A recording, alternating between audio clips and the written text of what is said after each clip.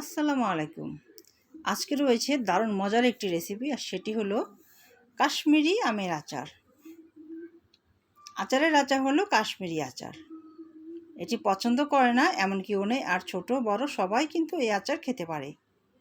যেহেতু একটু মিষ্টি মিষ্টি আচার, সেহেতু ছোটদের জন্য দারুণ মজার এই আচার। ছোট বড় সবাই খুব পছন্দ করে এই কাশ্মীরি আচার। তবে একদম পারফেক্টভাবে কজনই বা বানাতে পারে।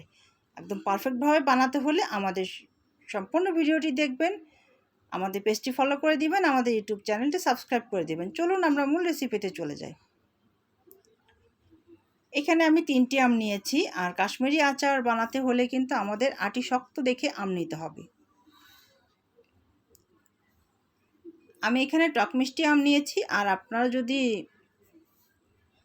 টক আম নেন তাহলে কিন্তু একটু ভিন্ন প্রসেসে বানাতে হবে। তা আমি প্রথমে আমের খোসাগুলো ছাড়িয়ে নিচ্ছি, তারপর আমরা আমগুলো কেটে নেব। যদি টক আম হয়, আমি প্রথমেই টিপস দিয়ে দিচ্ছি, টক আম হলে কিন্তু 4 থেকে 5 ঘন্টা লবণ পানিতে ভিজিয়ে রাখবেন, তাহলে আমের টক কমে যাবে। তা আমরা আম ছিলে নিয়েছি, ছেলার পর এখন হচ্ছে আমাদের আমগুলো স্লাইস করার পালা।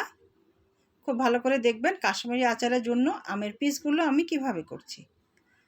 আর আম কাটা দেখেই কিন্তু বোঝা যাচ্ছে আমের আটি বেশ শক্ত, আর এই শক্ত আটিওয়ালা আম দিয়েই কিন্তু কাশ্মীরি আচার করতে হয়। ভেতর থেকে আমের আটি এবং একটা পর্দার মতো থাকে, আমরা সেগুলো ফেলে দিয়েছি। আম কাটতে কিন্তু বেশ কষ্ট হচ্ছে। এই যে এরকম সাদা পর্দার মতো থাকবে, ফেলে দিবেন। একদম বাতি আম কিন্তু এটা, আর বাতি আমে কিন্তু এরকম পর্দা থাকে।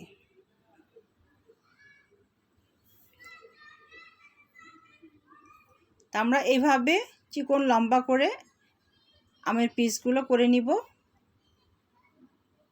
এই যে ঠিক এই সাইজ করে আপনারা আমের পিসগুলো করে নেবেন। আর আটি শক্ত নিতে হবে, এই কারণে আটি শক্ত না হলে কিন্তু আম গলে যাবে। অনেকে আবার কাশ্মীরি আচার একদম গলা গলাভাবে করে, কিন্তু গলা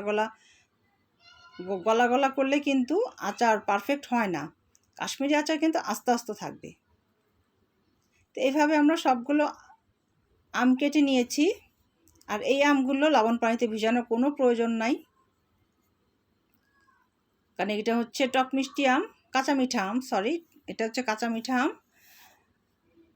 আর আমি আগে থেকে আমগুলো ধুয়ে নিয়েছিলাম, খোসা সহ আম ধুয়ে নিয়েছি। কাটার পর আমি আম ধুইনি,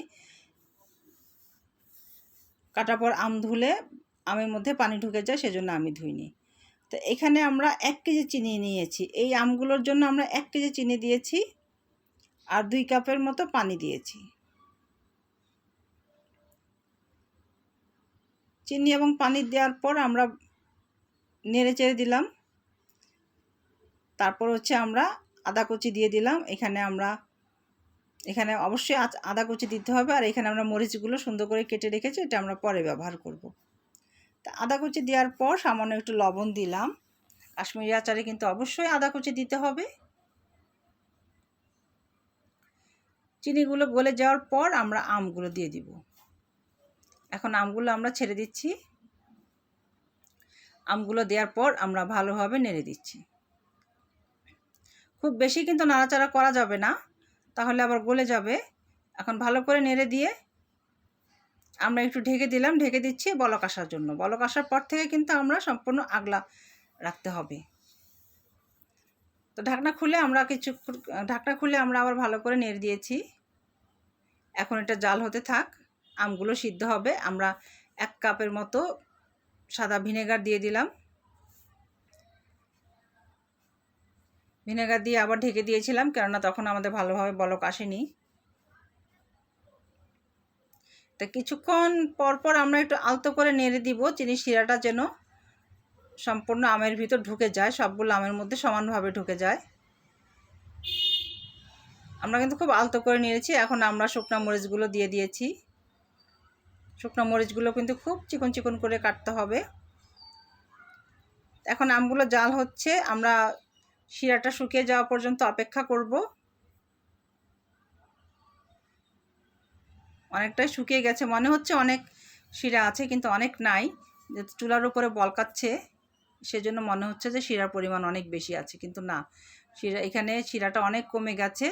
তা শিরাটা পারফেক্ট হয়েছে কি না যে আমরা এইভাবেই দেখব। যখন দেখবেন যে একদম দড়ির মতো পড়ছে, আঠালোভাবে পড়ছে, তখন মনে হবে যে আমাদের শিরাটা একদম পারফেক্টলি শিরা হয়ে গেছে এবং এটাই কিন্তু আমের মধ্যে ভালোভাবে মিশে যাবে।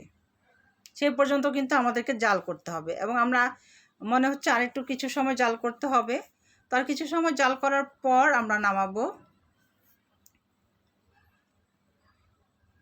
এই আচারটা খুব সহজেই কিন্তু বানানো যায়, আর এই আচারটা এতই মজার সেই জন্য এটাকে আচারের রাজা বলা হয়। আর আচার হওয়ার পর কিন্তু আমরা সারাদিন ওই চিনি শিরার মধ্যে রেখে দিয়েছিলাম। এই হলো আমাদের কাশ্মীরি আচার, একদম পারফেক্টলি আচার হয়েছে। দেখতেও কিন্তু অনেক সুন্দর লাগছে, খেতেও অসাধারণ হয়েছে। আর এটা আপনারা যদি ফ্রিজে রেখে খান তাহলে 3-4 মাস খেতে পারবেন। বাইরে রাখলে কিন্তু নষ্ট হয়ে যাওয়ার সম্ভাবনা থাকে। বাইরে রাখলেও আপনারা 2-3 মাস বাইরে রেখে খেতে পারবেন, নষ্ট হবে না। তারপর ফ্রিজে রেখে দিলে মনে হয় ভালো হবে, অনেক দিন খেতে পারবেন। তো এই হলো আমাদের কাশ্মীরি আচার। আমি উপর দিয়ে একটু শিরা ছিটিয়ে দিলাম।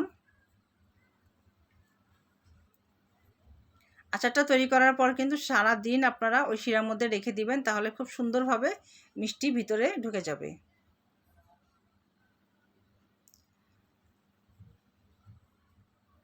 খেতে কিন্তু অসাধারণ হয়েছে। আর আপনাদের যার যার পছন্দ এই কাশ্মীরি আচার আমাদেরকে ইনবক্স করবেন। এখন হচ্ছে আমরা বয়ামজাত করতেছি, এগুলো সেলের জন্য বয়ামগুলো রেডি করা হচ্ছে। তো আশা করি আমাদের এই কাশ্মীরি আচারের রেসিপি আপনাদের কাছে ভালো লেগেছে। ভালো লেগে থাকলে অবশ্যই লাইক, কমেন্ট অ্যান্ড শেয়ার করে দিবেন। আর যার যার প্রয়োজন দ্রুত ইনবক্স করে ফেলবেন। আমাদের পেজটি ফলো করে দিবেন, ইউটিউব চ্যানেলটি সাবস্ক্রাইব করে দিবেন।